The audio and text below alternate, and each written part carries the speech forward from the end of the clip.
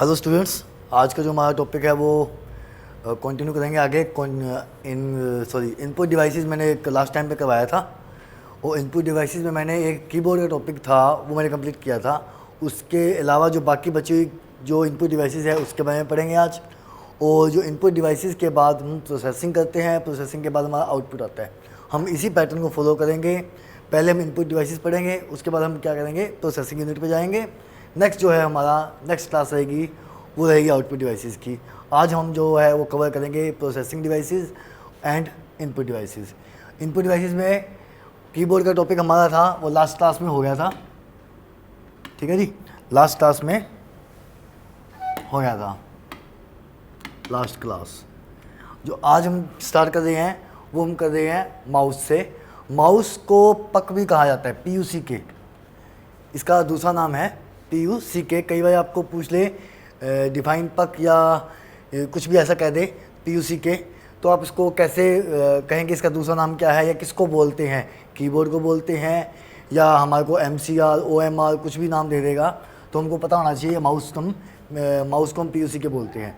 क्या होता है, एक हाथ से पकड़े जाने वाली पॉइंटिंग डिवाइस है। पॉइंटिंग डिवाइस को बोलता है क्योंकि किसी पॉइंट को पॉइंट आउट करता है, ठीक है जी।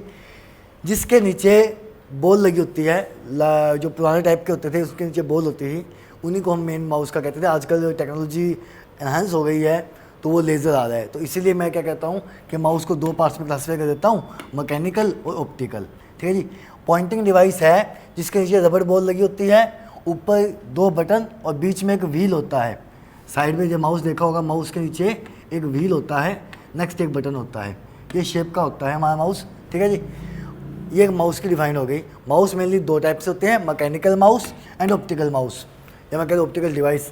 मैकेनिकल माउस वो होता है जिसके नीचे रबड़ की बॉल लगी होती है, और ऑप्टिकल माउस जो होता है जिसके नीचे लेज़र लाइट लगी होती है, ठीक है जी, लाइट सिग्नल लगा होता है। इतनी सी बात है माउस के लिए। मेनली क्या है, ये इनपुट डिवाइस है, जहाँ पॉइंट करेंगे उसी चीज़ को वो एंटर कर जाएगा, ठीक है, इनपुट डिवाइस है। नेक्स्ट जो इनपुट डिवाइस आती है वो मैं कहता हूँ जॉयस्टिक। जॉयस्टिक क्या होती है, गेम खेलने के काम आती है, ठीक है जी। इसकी तरह लगा होता है लीवर, जैसे गाड़ी होती है, गाड़ी के बीच में गेयर होते हैं, ऐसे ही लीवर की तरह होता है, घूमता रहता है। जॉयस्टिक होता है, ऊपर बटन है, तो इसका काम क्या होता है, गेम खेलने के लिए यूज़ होता है ये, ठीक है, जॉयस्टिक। नेक्स्ट जो होती है वो होती है track ball. It works as a mouse, mouse की तरह ही काम करती है। ये रबड़ बॉल होती है जो रोटेट करती है, जैसे वो रोटेट करेगी कर्सर क्या होगा, मूव करेगा, ऊपर नीचे मूव होने लग जाएगा। एक बॉल है, बॉल के नीचे हम ट्रैक करेंगे, ऊपर नीचे करेंगे ना, बॉल की तरह जैसे माउस का पॉइंटर ऊपर नीचे जाता है, वैसे बॉल को घुमाएंगे तो उसका पॉइंटर है वो स्क्रीन के ऊपर नीचे होने लग जाएगा। सेम माउस की तरह ही काम होती है, पॉइंटिंग डिवाइस ही होगी, ये भी इनपुट डिवाइस है, ठीक है, ट्रैक बॉल। नेक्स्ट जो आता है मेन आता है हमारा स्कैनर। स्कैनर क्या होता है, ये करता है कोई भी हार्ड कॉपी होती है, जो भी फिजिकल कॉपी होती है किसी डॉक्यूमेंट की, उसको डिजिटल फॉर्म में कन्वर्ट करता है। उसको डिजिटल फॉर्म करने के लिए क्या यूज़ करते हैं, हम स्कैनर का यूज़ करते हैं। अलग अलग टाइप के स्कैनर आते हैं, हम मेनली हम टाइप के नाम डिस्कस करेंगे। इससे ज़्यादा हमारे को यही पूछा है ये इनमें से कौन सा जो टाइप है वो स्कैनर का नहीं है, ठीक है, या इस टाइप से पूछेगा। मैं कहता हूँ स्कैनर के कौन कौन से टाइप हैं, फ्लैट बेडेड या flat bed scanner, drum scanner, sheet fed scanner and hand held scanner. ये चार टाइप जो होते हैं, इनके मेनली चार टाइप हैं जो स्कैनर के टाइप हैं, ठीक है। जो स्कैन होता है, स्कैन जो पिक्सल जनरेट करता है, या मैं कह दूं जो क्वालिटी ऑफ स्कैनिंग है, उसको जो मैं मेज़र करता हूं वो मैं कहता हूं DPI से। DPI क्या होता है, डॉट पर इंच, एक इंच में कितने डॉट आते हैं, इसको मेज़र करता है। क्या होता है ये, पिक्सल्स। एक किस्म से मैंने जो हमारा जनरेशन वाला टॉपिक था शायद उसमें था, या हमारा आगे आएगा पिक्सल से रिलेटेड, ठीक है जी, उसके अंदर हमारा था डॉट पर इंच से हम क्या कहते हैं, इसकी स्कैनिंग क्वालिटी को मेज़र करते हैं, कितनी क्वालिटी है। जितने ज़्यादा डॉट्स होंगे एक इंच में, उतना ही साफ़ हमारी क्लैरिटी आएगी स्कैनिंग में, और उतनी ज़्यादा उसकी मेमोरी कंज्यूम होगी उसको साफ़ करने के लिए, ठीक है जी। मैक्सिमम जितने ज़्यादा डॉट होंगे, डॉट शो करते हैं पिक्सल्स को, जितने ज़्यादा डॉट उतने ज़्यादा मतलब कि कंजस्टेड हमारा क्या हो रहा है, रिफाइन कर रहा है हमारी इमेज को रिफाइन कर रहा है, तो हमारा ज़्यादा अच्छा स्कैनिंग हो रही है, ठीक है जी। नेक्स्ट जो आता है वो इनपुट डिवाइस है OMR, ऑप्टिकल मार्क रिकॉग्नाइजेशन, या मैं कह दूँ रीडर भी कह सकते हैं या रिकॉग्नाइजेशन भी कह सकते हैं, दोनों का एक ही मीनिंग होता है, रीडर भी कह सकता हूँ उसको मैं, ठीक है। ये क्या होता है, पेन या पेंसिल के जो मार्क हम हार्ड कॉपी पे या पेज होता है उसके ऊपर जो फिल करते हैं, OMR जो शीट होती है, जो एग्ज़ाम होती है, उनके जो रीड है उनको ये रीड करता है OMR को, ठीक है, ऑप्टिकल मार्क रिकॉग्नाइजेशन उसको रीड करता है। जब वो पूरी तरह से फिल होगा तभी उसको रीड करेगा, अगर बीच में उसके बिंदु टिप अगर खाली रह जाती है तो उसको ब्लैंक छोड़ देता है। पूरी टिप को होगी फिल होगी तब वो उसको रीड करेगा, वरना ब्लैंक छोड़ देगा। OCR ये क्या करता है, ये करेक्टर को रीड करता है, ऑप्टिकल करेक्टर रिकॉग्नाइजेशन या रीडर, ठीक है। यह एक प्रकार का हैंड हेल्ड स्कैनर होता है, हाथ या कह दूँ मैं हैंड ऑपरेटेड स्कैनर है। जिस तरह कोई किसी चीज़ को मैं स्कैन करता हूँ, स्कैनिंग क्या करते हैं, जैसे फोटोकॉपी की मशीन होती है, स्कैन करती है और टेक्स्ट को स्कैन करके और अपना वही चीज़ प्रिंट आउट करके दे देती है ना। इस तरह ये hand operated hand held scanner है, ये जितने भी करेक्टर उसके अंदर होंगे उसको वो रीड कर देगा, ठीक है जी। Hand writer and printed text को ये पढ़ने में यूज़ होता है, सारी चीज़ को रीड कर देगा। नेक्स्ट होता है हमारा टच पैड। ये लैपटॉप के अंदर सेंसिटिव रेक्टेंगुलर पार्ट होता है, ये मैं कह दूँ कोई ये मेरी स्क्रीन है, इसके अंदर ये जितने पार्ट में मैं लिखा जा रहा हूँ, ये मेरा पार्ट रिटनेबल राइट नहीं कर सकता लास्ट वाले पार्ट के ऊपर यहाँ पे, ठीक है। ये मैं ऊपर रिटर्न कर सकता हूँ, तो मेरा क्या होगा, टच पैड होता है, सेंसिटिव पार्ट होता है लैपटॉप के ऊपर और ये माउस की तरह काम करता है, ठीक है जी। माउस भी इस पैड के ऊपर अगर माउस चलाएंगे तो माउस भी यूज़ हो रहा है, हम पेन चला रहे हैं तो भी ये यूज़ हो रहा है। नेक्स्ट जो है वो आता है मेरा BCR, बार कोड रिकॉग्नाइजेशन। ये सभी मेरी क्या है, इनपुट डिवाइसेस हैं, ठीक है जी। हमारे को एग्जाम में पूछेगा इनमें से कौन सी इनपुट डिवाइस नहीं है, बीच में एक आधी आउटपुट डिवाइस दे देगा और इनपुट डिवाइस दे देगा, आप बताओ कौन सी आउटपुट डिवाइस है इसमें, इस तरह के पूछेगा। बार कोड रिकॉग्नाइजेशन या बार कोड रीडर, किसी भी प्रोडक्ट के ऊपर लंबी पतली पतली या मोटी रेखाएं जो नीचे की तरफ होती है ऐसे, ये इक्वल साइज़ की होती हैं, इक्वल होती हैं ये सारी, ठीक है। कोई किसी की जो साइज़ है वो बड़ा है, किसी का साइज़ छोटा है, ठीक है, यानी कि इसकी जो थिकनेस है, थिकनेस कम ज़्यादा होती है। इसके जो लाइंस होती हैं वो 13 लाइनें होती हैं, बार कोड के अंदर 13 लाइनें होती हैं जो किसी भी प्रोडक्ट के एक्सप्लेन करने में यूज़ की जाती है। कोई भी मार्क लगाना हो किसी भी प्रोडक्ट के ऊपर तो उसके लिए क्या कहते हैं, हम बार कोड का यूज़ करते हैं, जिसमें 13 लाइंस होती हैं मेनली, ठीक है। 13 लाइंस क्या होती हैं, 2 + 5 + 5 + 1, इस फॉर्म में मैं इसको डिवाइड कर देता हूँ, 2 5 5 5 1। अब क्या है, जो पहली 2 लाइन है, फर्स्ट 2 लाइन्स है, वो शो करती है हमारा कंट्री कोड, किस कोड की है ये, कौन सी कंट्री में ये है फिलहाल, ठीक है जी। और कहाँ पे मैन्युफैक्चरर का कोड जो होता है वो एक्सप्लेन करती है नेक्स्ट 5 लाइनें। 5 लाइनें का कोड क्या है, इसका 3 2 5 4 2, यानी 5 अक्षर है, इसको ये इसमें शो कर रहा है, ठीक है ना, कोड में शो कर रहा है। वो कोड मेरे को मैन्युफैक्चरर का कोड दे रहा है। अलग अलग कंपनीज़ है, काफ़ी सारी कंपनीज़ हैं, तो 5 अक्षर कोड को मैन्युफैक्चरर को बता रहे हैं और क्या प्रोडक्ट बना दी है उस प्रोडक्ट को बता रहे हैं मेरे ये 5, ठीक है। 5 मेरे क्या कर रहे हैं, प्रोडक्ट के बारे में एक्सप्लेनेशन कर रहे हैं। लास्ट डिजिट है वो 1, लास्ट वाली डिजिट है वो चेक करती है, चेक डिजिट होती है, जिसका मेनली काम क्या होता है कि प्रोडक्ट का श्योरिटी को चेक करने का काम होता है, ठीक है। प्रोडक्ट की श्योरिटी को चेक करने का काम होता है कि प्रोडक्ट सही कंडीशन में है या नहीं है, या जो प्रोडक्ट है जिसके बारे में मैंने एक्सप्लेन किया है वो मेरा वही प्रोडक्ट है या नहीं है, ठीक है जी। ये हो गया। नेक्स्ट मेरा कहता है MICR, magnetic ink character reader या रिकॉग्नाइजेशन। बैंक में जो चेक लगे होते हैं, चेक के नीचे आपको देखा होगा वाइट कलर की पट्टी होती है, वाइट कलर की पट्टी में चेक नंबर लिखा होता है, उस चेक नंबर को रीड करने का काम होता है MICR का, मैग्नेटिक इंक करेक्टर रिकॉग्नाइजेशन, ठीक है जी। ये हम आपको इसकी फुल फॉर्म पूछ लेगा या इसका यूज़ पूछ लेगा, MICR का यूज़ क्या होता है। MICR को शॉर्ट फॉर्म दे दी, ऊपर से सीधा हमारे को बता देगा किस लिए यूज़ होता है। नेक्स्ट में आता है MSR, magnetic strip reader. Magnetic strip reader का काम क्या होता है, ये डेबिट कार्ड या क्रेडिट कार्ड को रीड करने का काम करता है, ठीक है। मैग्नेटिक डेबिट कार्ड या क्रेडिट कार्ड को कि ये किस अकाउंट से लिंक है, किस में से ये डेबिट हो रहा है, किससे क्रेडिट कर रहे हैं, उसका यूज़ करते हैं मैग्नेटिक स्ट्रिप रीडर को। नेक्स्ट जो आता है वो आता है स्पीच रिकॉग्नाइजेशन, स्पीच को रिकॉग्नाइज करता है, पहचानता है। ये कहता है वॉइस सिग्नल को टेक्स्ट में कन्वर्ट कर देता है, वॉइस सिग्नल को टेक्स्ट में कन्वर्ट करके उसको रिकॉग्नाइज करता है, फॉर्म में स्टोर कर लेता है इनपुट के तौर पे, ठीक है जी। ये होता है मेरा speech recognisation. Next input device है मेरी, वो है MIC, साउंड को इलेक्ट्रिकल सिग्नल में चेंज करने के लिए यूज़ करते हैं माइक का। माइक को मतलब जो बोलते हैं, जो साउंड को है वो इलेक्ट्रिकल सिग्नल में कन्वर्ट होता है, किसका यूज़ करते हैं, माइक का। ये भी क्या है, एक इनपुट डिवाइस है। नेक्स्ट जो आता है वीडियो डिजिटलाइजर, ये क्या होता है, मूवी में से एक क्लिप को अलग करता है। मूवी में से कोई मूवी कर दी है, उसकी क्लिप बनानी है, उसको अलग करने का काम करता है वीडियो डिजिटलाइजर, ठीक है जी। नेक्स्ट जो आता है वो आता है डिजिटलाइजर टैबलेट।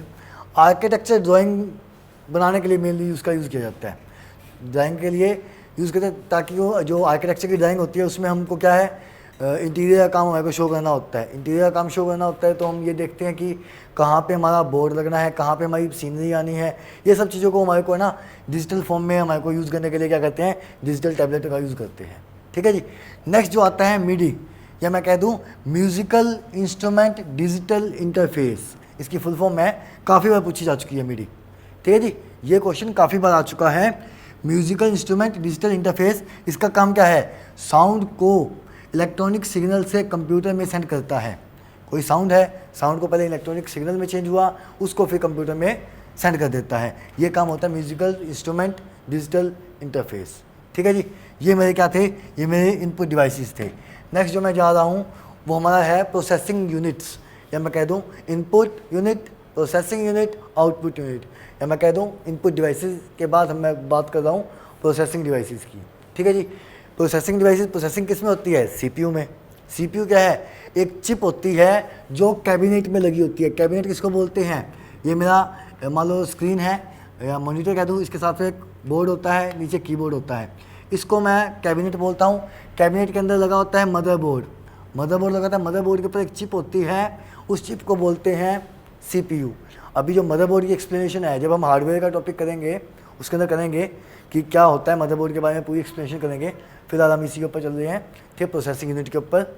तो सीपीयू क्या होती है, एक चिप होती है, सेंटर प्रोसेसिंग यूनिट इसकी फुल फॉर्म होती है। इसको ब्रेन ऑफ द कंप्यूटर भी कहा जाता है, ठीक है जी, इसको ब्रेन ऑफ द कंप्यूटर भी कहा जाता है।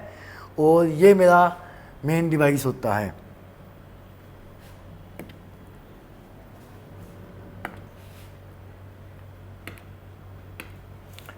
Processing unit, brain of the computer कहते हैं इसको, ठीक है जी। और जो प्रोसेसिंग यूनिट होती है उसको मेनली हम 3 पार्ट में डिवाइड कर देता हूँ।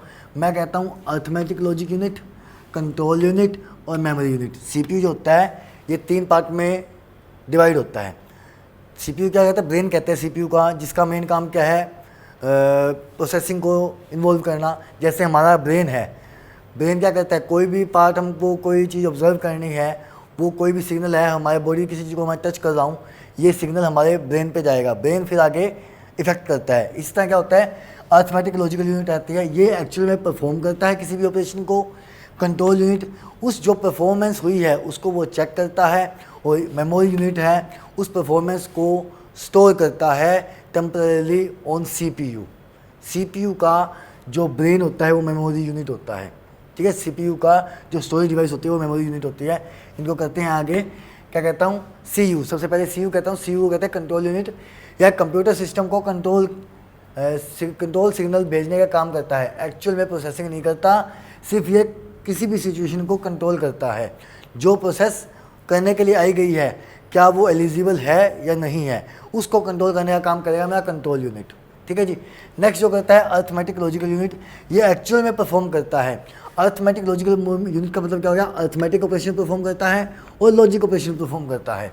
अर्थमेटिक एंड लॉजिक ऑपरेशंस को परफॉर्म करता है।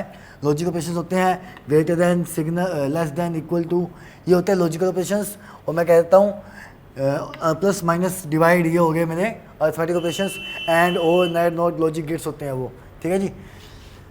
अच्छा, इनका यूज़ ये एक्चुअल में ये प्रोसेसिंग कर रहा है, किसी चीज़ को बड़ा या छोटा कोई भी चीज़ दिखाना हो वो ये कर रहा है, तो इसे क्या कहता है, एक्चुअल में प्रोसेसिंग करता है मेरी, ये क्या कहता है, एक्चुअल में प्रोसेसिंग करता है।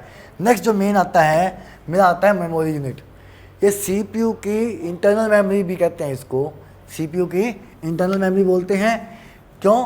क्योंकि इसके अंदर जो भी डाटा होता है प्रोसेसिंग है, जो रोम से रैम पे जाएगा, रैम से सीपीयू में प्रोसेसिंग के लिए जाएगा, प्रोसेसिंग के लिए जाएगा कुछ टाइम के लिए, क्या पता कुछ डाटा को स्टोर करके रखना हो, नेक्स्ट प्रोसेस आएगी उसके साथ कंबाइन करके मेरे को इसको रैम में भेजना हो, फिर वो रोम में जाए, ठीक है जी। ऐसी प्रोसेसिंग के लिए मेन जो कंप्यूटर में मेमोरी में स्टोर करता है, सीपीयू में डाटा को स्टोर करता है, वो करता है मेमोरी यूनिट। और इसको CPU का इंटरनल मेमोरी बोलते हैं, ठीक है जी। और इसके लिए जो जिस फॉर्म में सेव करता है डाटा को, उनको बोलते हैं, जो मेमोरी यूनिट्स होते हैं उनको बोलते हैं रजिस्टर। CPU में जिस फॉर्म में ये सेव करता है उसको बोलते हैं रजिस्टर। साइज ऑफ रजिस्टर, जैसे जैसे जितना ज़्यादा होगा डाटा, साइज़ बढ़ जाएगा रजिस्टर का। जितना ज़्यादा डाटा होएगा रजिस्टर का साइज़ बढ़ेगा, रजिस्टर का साइज़ बढ़ेगा तो CPU की प्रोसेसिंग स्पीड भी बढ़ जाएगी। CPU की प्रोसेसिंग स्पीड भी बढ़ जाएगी। As the size of register increases CPU speed also increases, ठीक है जी। अब जो रजिस्टर होता है, रजिस्टर का साइज़ कैसे होता है, रजिस्टर का साइज़ को नापा जाता है बिट के अंदर। और ये सब जो रजिस्टर हो रहे हैं ये किस यूनिट में जाएगा, ये किस अपना लैंग्वेज में परफॉर्म कर रहा है, ये सब के सब मशीन लैंग्वेज में परफॉर्म कर रहे हैं, ठीक है जी। सिर्फ 0101 को रीड करता है ये, और किसी चीज़ को रीड नहीं करता ये, ठीक है जी। 0101 रीड करेगा। ये किस फॉर्म में होते हैं, रजिस्टर में जो साइज़ होता है बिट के अंदर मेजर होता है, और किस किस साइज़ में होते हैं, 8 बिट में होता है, 16 बिट में, 32 बिट में, 64 बिट में। ये 4 साइज़ होते हैं रजिस्टर के अंदर, साइज़ को मतलब कि जिसमें ये सेव होता है। ये अपना इंपॉर्टेंट टॉपिक चल रहा है, मेमोरी यूनिट से काफ़ी क्वेश्चन आते हैं, बहुत ज़्यादा क्वेश्चन आते हैं इसमें से, ठीक है जी। जो नेक्स्ट आता है, जो रजिस्टर का साइज़ होता है ना, इसको वर्ड साइज़ भी बोला जाता है, ठीक है जी। रजिस्टर के साइज़ को वर्ड साइज़ बोलते हैं। दूसरा नाम है मीज़र बिट में करते हैं, वर्ड साइज़ भी बोलते हैं, रजिस्टर का साइज़ भी बोल सकते हैं इसको।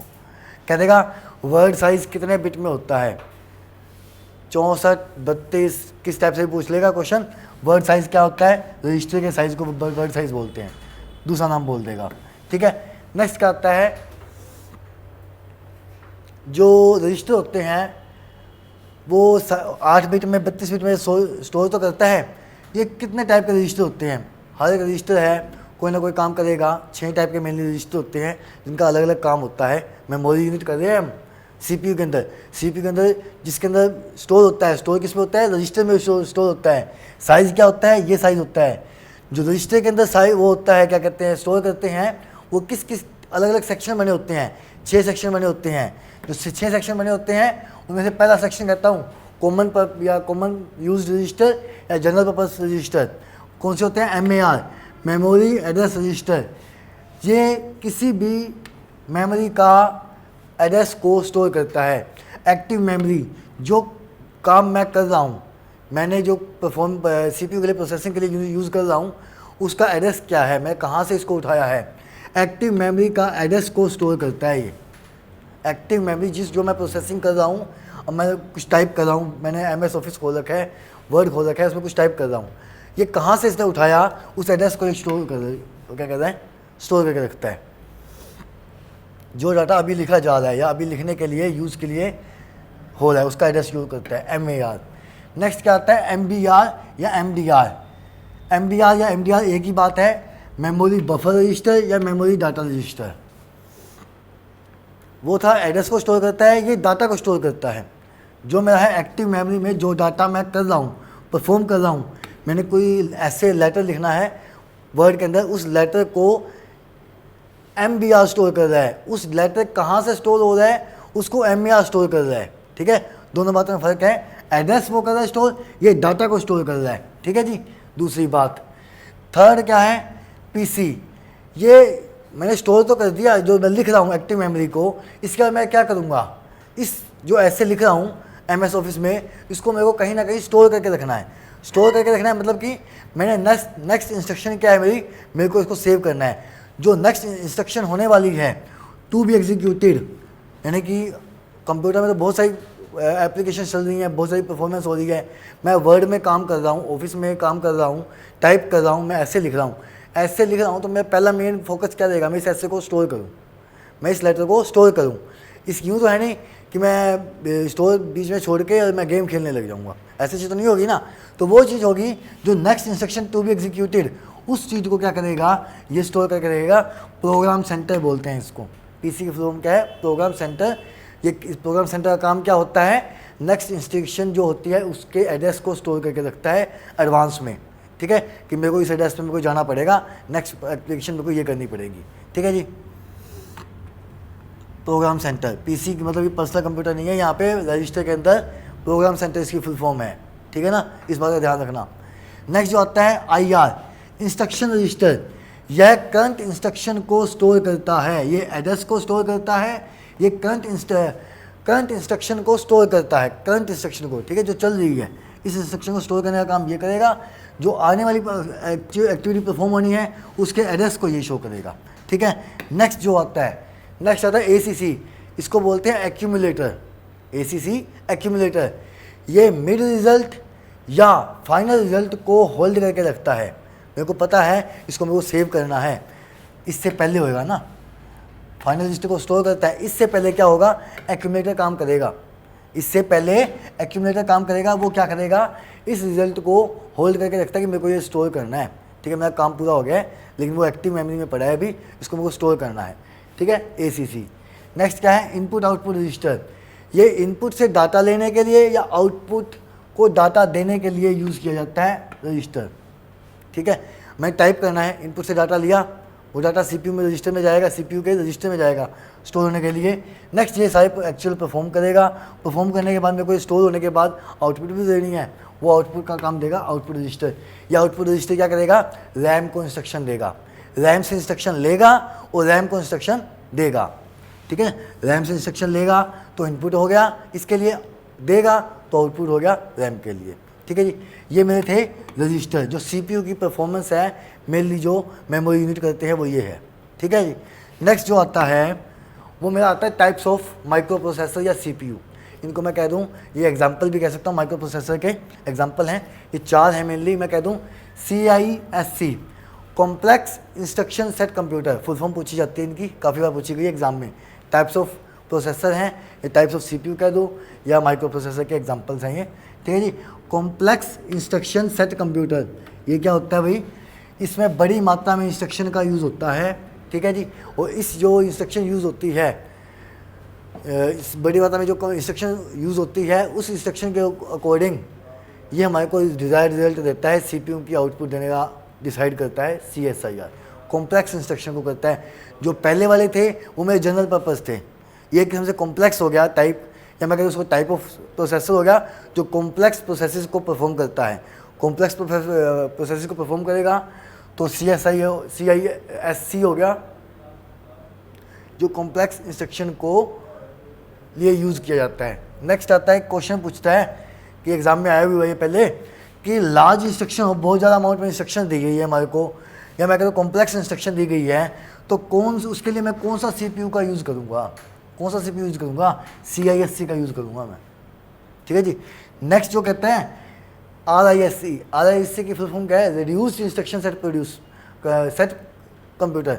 जो इंस्ट्रक्शन है उसको ये करेगा ट्राई टू रिड्यूस, ताकि मेरी इंस्ट्रक्शन सेट है वो कम हो जाए, जितना कॉम्प्लेक्सिटी कम होएगी उतना मेरा ईजी होगा मेरे लिए इस इंस्ट्रक्शन सेट को आउटपुट में कन्वर्ट करना, ठीक है।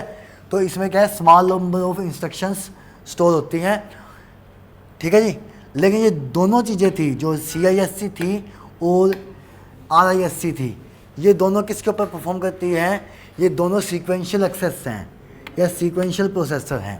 यानी कि जो परफॉर्मेंस मेरी, जो मेरा प्रोसेसिंग के लिए इनपुट मेरी पहले आई, पहले उसी को परफॉर्म करेगा, उसके बाद जब इसकी एग्जीक्यूशन हो जाएगी उसके बाद नेक्स्ट इंस्ट्रक्शन को ये एग्जीक्यूट करेगा। ये दोनों ऐसे थे CISC और RISC। लेकिन अब इसका परफॉर्म होगा तो मल्टीटास्किंग कैसे बनेगा कंप्यूटर, प्रोसेसिंग तो मल्टीटास्किंग हुई नहीं है फिर भी। तो इसके लिए जो इन्हांसमेंट हुई तो आया मल्टी प्रोसेसर। तो पहला जो आया EPIC आया, एक्सप्लिसिटी पैरेलल इंस्ट्रक्शन कंप्यूटर। ये एक टाइम में काफ़ी सारी प्रोसेसिंग को एक साथ परफॉर्म करता है, एक साथ परफॉर्म करता है, ठीक है। इसमें पैरेलल कंप्यूटिंग पॉसिबल हुई, इसके अंदर पैरेलल कंप्यूटिंग पॉसिबल हुई। नेक्स्ट इसके बाद जो है ये अभी ना वो हो रही थी, इलेबोरेशन हो रही थी, जो मेनली जो डिजिटल हुआ वो हुआ मल्टी कोर से। किससे हुआ, मल्टी कोर प्रोसेसर से। आपने नाम सुने होंगे, dual core, quad core, octa core, hexa core. ये क्या है, मल्टी कोर प्रोसेसर हैं। मल्टी कोर प्रोसेसर क्या है, एक ही प्रोसेसर की काफ़ी सारी कोर बनाई गई हैं, काफ़ी सारे हिस्सों में, एक प्रोसेसर को काफ़ी सारे हिस्सों में डिवाइड कर दिया और हर एक कोर है अपना काम परफॉर्म कर रही है, ठीक है, हर एक काम का परफॉर्म कर रही है। मल्टी काम करने के लिए मल्टी कोर का यूज़ करता हूँ। मेरा क्वाड कोर है तो मतलब इसके अंदर 2 लेयर हैं, quad core sorry dual core है तो 2 लेयर हैं, क्वाड कोर है तो मेरी इसके अंदर 4 लेयर हैं, ओक्टा कोर है तो मेरी 8 लेयर हैं, एक टाइम से 8 कोर यूज़ कर दी है, ठीक है। मल्टी कोर प्रोसेसर है, ठीक है। हेक्सा कोर है 8 कोर 16 जगह पे एक साथ प्रोसेसिंग कर दी है, लेकिन ये जो प्रोसेसिंग 16 टाइम से मल्टीटास्किंग कर तो रहा है, 16 प्रोसेसिंग को एक साथ कर रहा है, लेकिन इसकी जो परफॉर्मेंस है ना, इसकी परफॉर्मेंस डाउन हो जाती है, इसकी परफॉर्मेंस डाउन हो जाती है। इसीलिए इन प्रोसेसर को EPIC पैरेलल इंस्ट्रक्शन कंप्यूटर वाले से इसकी प्रोसेसिंग है वो कम होती है। EPIC की परफॉर्मेंस है मल्टी कोर से ज़्यादा होती है। इसके जितनी ज़्यादा कोर है, कोर बना दी काफ़ी ज़्यादा काम करने के लिए, लेकिन प्रोसेसिंग को स्लो कर देगा, प्रोसेसिंग स्लो कर देगा। तो EPIC का ज़्यादा यूज़ करते हैं जहाँ हमारे को परफॉर्मेंस की ज़रूरत होती है, जहाँ हमारे को जल्दी रिजल्ट चाहिए, डिज़ायर रिजल्ट चाहिए, उसके लिए मैं यूज़ करता हूँ EPIC, ना कि कोर प्रोसेसर को, ठीक है जी। ये मेनली जो है वो चल रहे थे प्रोसेसिंग के, और मेरे ख्याल से ये मेरा लास्ट था जो प्रोसेसर था, ठीक है जी। ये प्रोसेसिंग यूनिट मेरी कंप्लीट हो गई, या प्रोसेसिंग डिवाइसेस मेरी है वो कंप्लीट हो गई। जो नेक्स्ट क्लास थी होगी उसके अंदर मैं आउटपुट डिवाइसेस के ऊपर फोकस करूँगा, ठीक है जी। आज के लिए इतना ही, थैंक यू।